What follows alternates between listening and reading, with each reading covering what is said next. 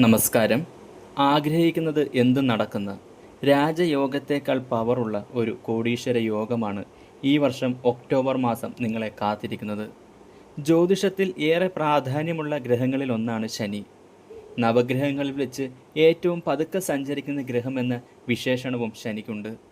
നിലവിൽ ഉത്രട്ടാതി നക്ഷത്രത്തിലൂടെയാണ് ശനിയുടെ സഞ്ചാരം. എന്നാൽ 3 മാസങ്ങൾക്ക് ശേഷം, അതായത് ഒക്ടോബറിൽ, ശനി പൂരുരുട്ടാതി നക്ഷത്രത്തിലേക്ക് വഴിമാറും. ശനി വ്യാഴത്തിൻ്റെ നക്ഷത്രത്തിലേക്ക് സംക്രമിക്കുന്നത് ഏറെ ഗുണകരമാണ്. ഇതിലൂടെ ചില രാശിക്കാരുടെ ജീവിതത്തിൽ ഭാഗ്യദേവത അനുഗ്രഹിക്കും.